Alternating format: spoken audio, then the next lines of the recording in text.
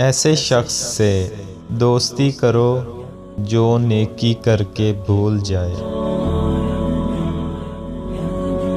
اپنی جوانی کے دھوکے میں مت آؤ کہ یہ عنقریب ہم سے لے لی جائے گی۔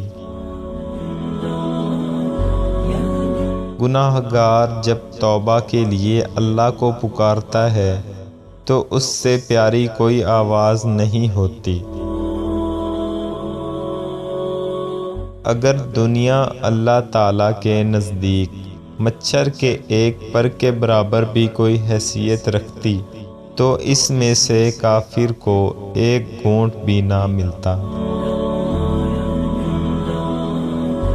حضرت علی رضی اللہ تعالیٰ عنہ کہتے ہیں، مجھے جنت سے زیادہ مسجد میں بیٹھنا اچھا لگتا ہے، کیونکہ جنت میں میرا نفس خوش ہوگا جبکہ مسجد میں میرا رب خوش ہوگا۔ بے نمازی کو قرض نہ دو، کیونکہ جو اللہ کا قرض ادا نہیں کرتا وہ تمہارا کیسے کرے گا۔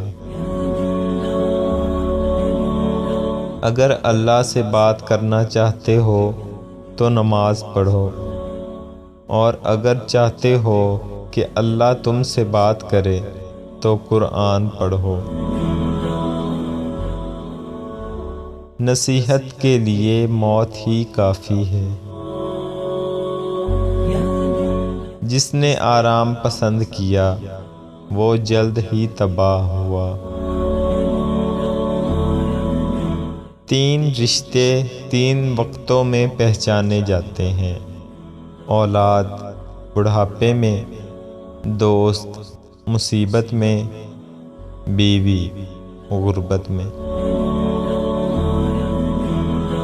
جو حلال کھائے، سنت پر چلے، لوگ اس کی شرارتوں سے بے خوف ہو جائیں تو وہ جنت میں داخل ہوگا۔ حرام چیزوں سے بچنے والا سب سے بڑا عبادت گزار ہے۔ 2 عقل مندوں میں کینہ اور جھگڑا نہیں ہوتا، اور نہ ہی کوئی عقل مند کسی بے وقوف سے الجھتا ہے۔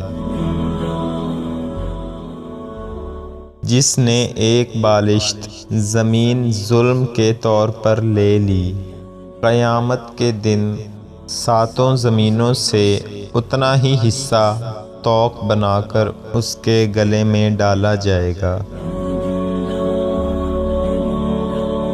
جس نے اپنی ماں کا پیر چوما، گویا اس نے جنت کی چوکھٹ کو بوسہ دیا۔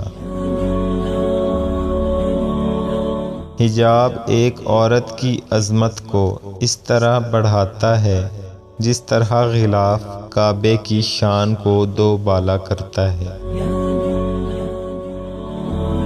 توکل ایک ایسی شے ہے جس میں سوائے اچھائی کے برائی کا کوئی پہلو نہیں ہوتا۔